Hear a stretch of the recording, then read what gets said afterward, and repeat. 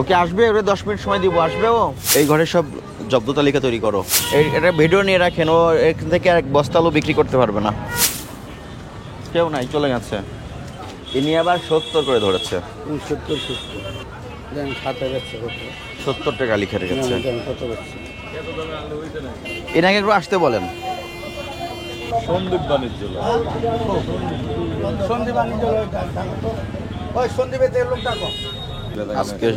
আজকে সবই 65 করে বিক্রি করেছে।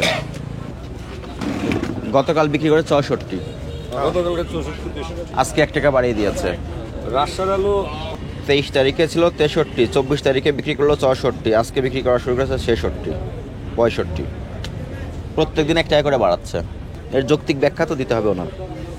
66 করেও বিক্রি করেছে 22 তারিখে, 66 করেও বিক্রি করেছে।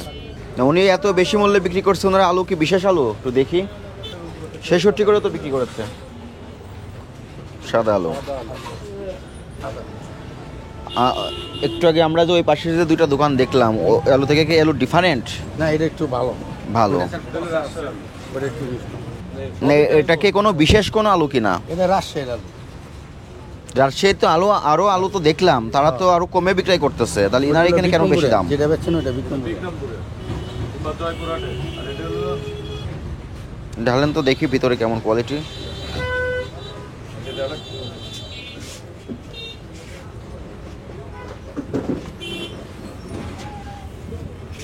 আলু ভালো।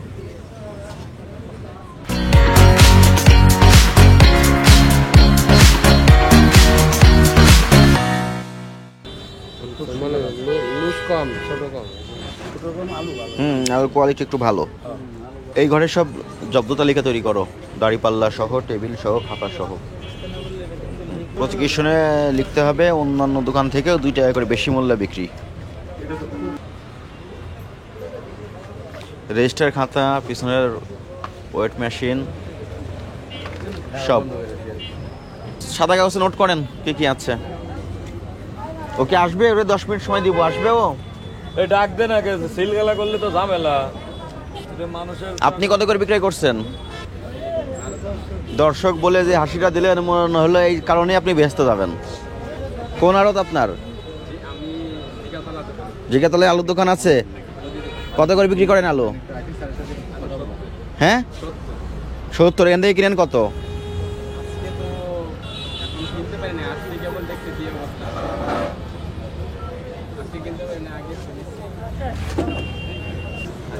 রশিদ দেয় আপনাকে?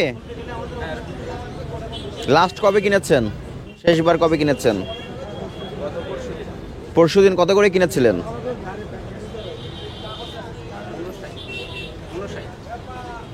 59 করে কিনে 70 করে বিক্রয় করেন, 10 টাকা করে লাভ করেন। গুঁড়া তো বের হবে, আলু গুঁড়া হবে না। সব আলু কি একরকম হবে? ছোট বড় আলু তো থাকবেই। আলামিন, এটা ভিডিও নিয়ে রাখেন। ও এখান থেকে এক বস্তা আলু বিক্রি করতে পারবে না। বন্ধ দেয় তাহলে আসবের কোথায় যে বারবার আসে না, তাহলে মেজাজটা গরম হয় না। না, আয়নার মতো সিলগালা করে করলে ভালো হবে। তখন তো বাণিজ্য মন্ত্রণালয়ে যাওয়া লাগবে না, ভোক্তা অধিদপ্তরে যাওয়া লাগবে, সব যাওয়া লাগবে। 1 সপ্তাহের ভিতরে কি আলুর দাম কমবে? না।